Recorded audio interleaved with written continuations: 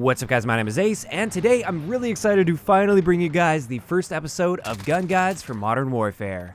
This is the series where I go over all of the important stats as well as best class setups for every one of the guns in Modern Warfare. In this first episode, we're going to be covering the M4A1. Now keep in mind, with this series, all of these numbers are always subject to change, and they will change throughout the year. So in order to keep you guys up to date, first off, I will be doing detailed patch note videos anytime there are changes, and on top of that, for each individual gun guide episode, anytime there's a change made to that particular gun, I will leave that change in a pinned comment down below.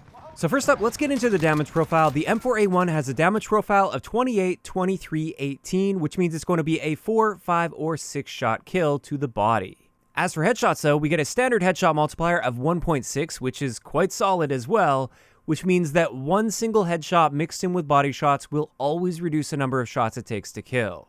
So in the standard 4-shot kill range, 2 shots to the body, 1 shot to the head will be a kill. As for our rate of fire, this is quite solid for the assault rifles at 833 rounds per minute, which is really nice because that means it's quite forgiving. So if you miss a bullet or two, it isn't the end of the world when it comes to your time to kill. Speaking of time to kill, our statistical minimum time to kill that assumes every single bullet hits its target is 216 milliseconds in the 4-shot kill range, and then it will drop down to 360 milliseconds in the 6-shot kill range. This time to kill is very solid. It's not the fastest in the game, but it's far from being the slowest as well. As for our time to kill potential, assuming headshots are involved, you can kill as fast as 144 milliseconds as long as you're hitting one of those bullets to the head within the standard 4-shot kill range. Now that 4-shot kill range is currently about 28 meters, and also it drops off to the 6-shot kill range at 50 meters, which in previous Call of Duty games was a very rare situation to be getting into gunfights beyond 50 meters. Not in Modern Warfare though, this 6-shot kill range does actually matter a decent amount. As for the attachments that impact your ranges, first off, let's look at the suppressors, and we have the lightweight suppressor, which gives us a 25% reduction to all of our damage ranges, which is pretty massive, and I wouldn't necessarily recommend this attachment. But we also have the monolithic suppressor, which increases our ranges by 7.5%, which is a very minor increase, but it is nice to know that it does increase it. As for the barrels that impact our range, the M16 barrel will increase all of our damage ranges by 40%, and the Corvus barrel will increase all of our damage ranges by 30%. I should point out that for both of these, you still do drop off to a 6-shot kill at really long ranges, but that's such a far range that it just didn't fit on this graph. But with that brings us into our ranges for hardcore, and as you can see here, the M4A1 is always a 2-shot kill in hardcore, so you don't really have to worry about ranges at all because it's always going to be a 2-shot kill, although I will point out that it will be a 1-shot headshot out to 50 meters, and then beyond 50 meters, it'll still take 2 shots to kill, even to the head. Moving on to hipfire, as you can see here, the M4A1 falls into the better category for assault rifles, and it has extremely good hipfire, and it matches the Kilo 141, the AK-47, the M13, and the SCAR. Moving into our idle sway, as you can see here, there is a little bit of idle sway with the M4A1. It does move side to side a little bit while aiming down sight, but this should really only impact your aim at extremely long ranges. As for the recoil, the M4A1 kicks pretty much straight up initially, and then it starts to veer to the right after a little bit, with very little side-to-side bounce mixed in there. What this means is generally the recoil is very predictable and very controllable with the M4.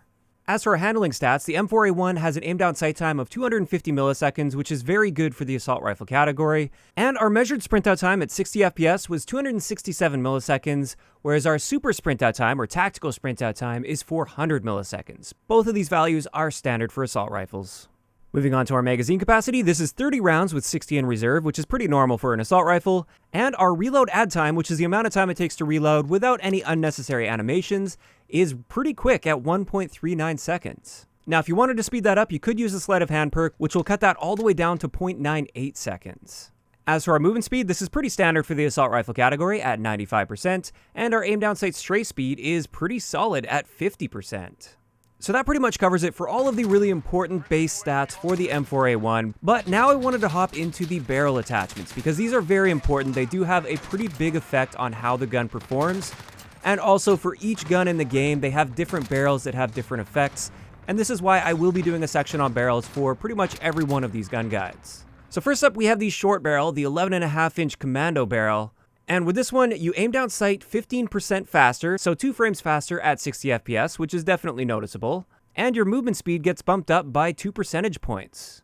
Now these benefits come at the cost of bullet velocity, which generally only has an effect at really long ranges against moving targets, but it also has a negative impact on your recoil. So let's just have a look at what the recoil looks like with the 11.5-inch barrel. And as you can see there, you can definitely see a bit more recoil with this. So picking those people off at longer ranges, or if they have really good cover, for instance, it will be more difficult with the short barrel. Moving on to the second barrel, this is the FFS 14.5-inch tack light barrel, and with this one, it says that it improves your aim down sight speed.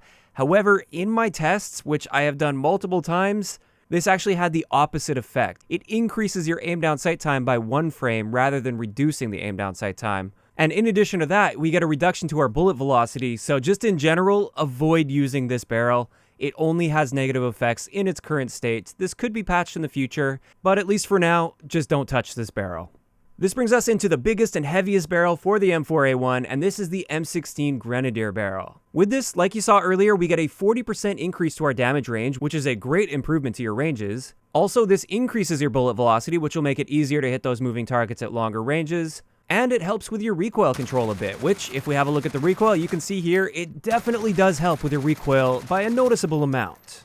So lots of really good positives. However, it also has some noticeable negatives to it. First off, your aim down sight time is slowed down by 2 frames, which is definitely noticeable. And second, your overall movement speed is slowed down by 4 percentage points, which almost brings your movement speed down to the level of an LMG. So it really does significantly slow you down. As for the next barrel, this is the Corvus Custom Marksman barrel, and with this one, it's basically just a more moderate version of the previous barrel, the M16 Grenadier.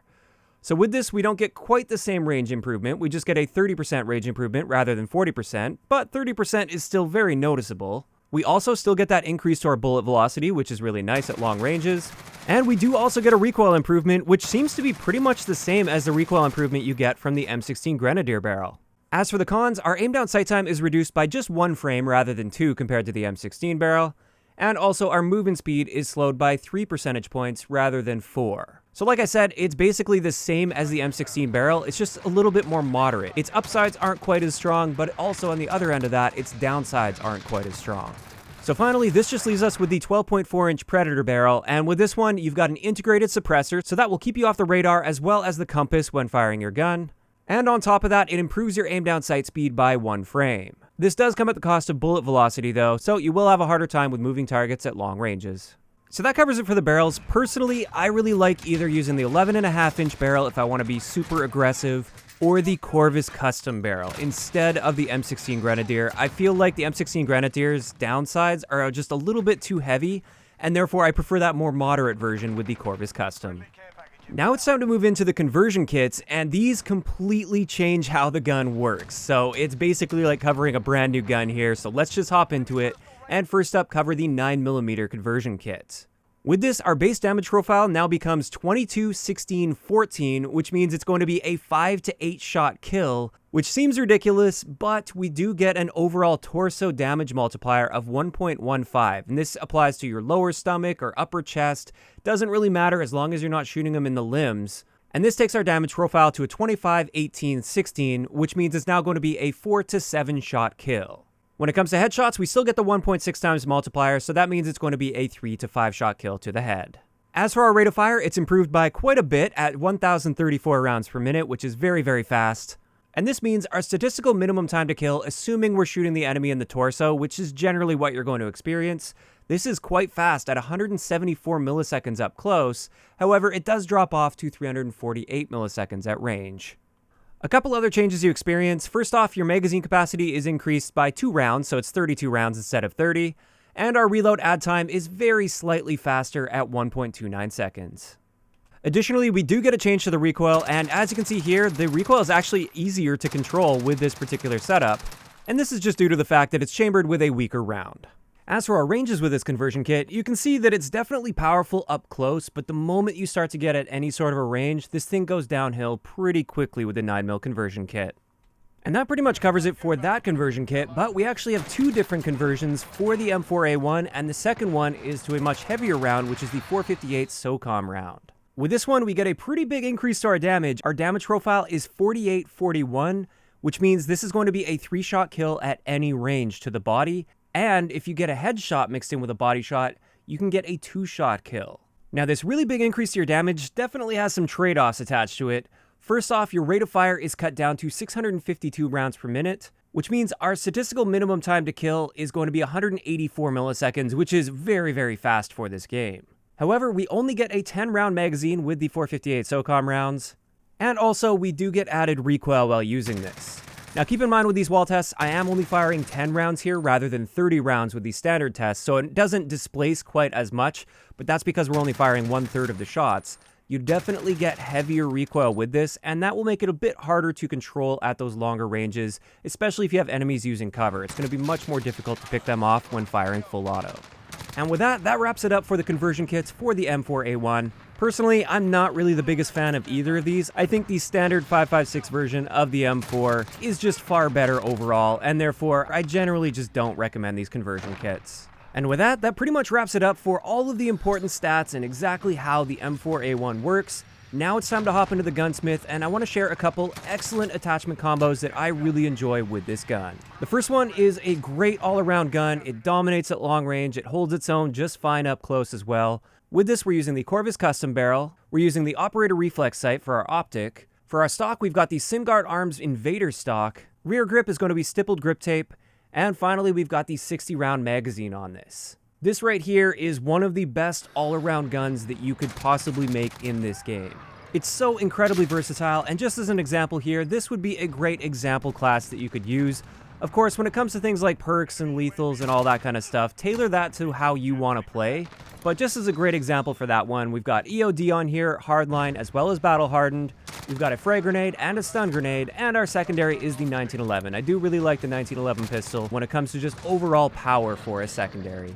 Now, if you want something a little bit different that's designed much more for aggression, I'd recommend this particular setup right here. With this, we're using the short barrel, that 11.5-inch commando barrel. We've got the Forged Tack CQP stock, as well as the stippled grip tape on the rear grip, and all of these combined give us an insanely fast aim down sight time. You can snap on a target so quickly with this particular setup. Once again, we do have that 60-round magazine. There's really no reason to not use this since it has no actual downsides. Even though it states that it does, there are no downsides to using this. And finally, this just leaves us with the Commando foregrip. Now, the reason I'm using the Commando foregrip is with all of the other attachments, you're going to get a lot of recoil with this. So therefore, the Commando foregrip will just help with that side-to-side bounce a little bit for you to keep you on target. Now, once again, just an example class setup for this particular build of the gun. Again, I just threw the 1911 on there for a secondary. You can use whatever you want. For our perks, we've got double time because this is all about rushing really aggressively and getting to places really quickly. We've also got restock and shrapnel on this with a C4 as well as the stim shot. And the stim shot is because we're going to be hyper aggressive, and therefore when we take damage, we want to get healed up as quickly as possible and back in the action. Plus, this refreshes your super sprint time, so you can use that super sprint more often. And restock and shrapnel are just a great combo if you're going to be using those C4s quite a bit throughout a life. So finally, just a quick stealth build for you guys as well. We've got the 12.4-inch Predator barrel, which has that integrated suppressor, like I said. We've got a reflex sight, SimGuard armed stock on it, as well as that stippled rear grip and the 60-round magazine. For perks on this, we're using EOD because we really want to flank with this class, and therefore we're most likely going to run into some claymores at some point. We've got the Ghost perk on there, which combines nicely with the suppressor, so you always stay off the radar. And we've also got tune-up here, and the reason we're using tune-up is this allows us to get our Dead Silence field upgrade more often, and that's really key to having a stealth build in this game. As for our lethal, we got a frag grenade, which is great for bouncing off corners to take out campers as you approach them with this stealth build. And we've got a stun grenade, which can be used to stun claymores as you enter a room. And with that, that's finally going to wrap it up for the very first episode of Gun Guides for Modern Warfare. Now, I'd like to know in the comment section below, first off, which gun would you like to see me cover next? And second, what are your overall thoughts on the M4A1? Do you really like this gun? Do you think it's too powerful, not powerful enough? Just let me know your thoughts and opinions down below. If you enjoyed the video, a like rating is always appreciated, and don't forget to subscribe for more if you haven't already. I'll talk to you guys next time.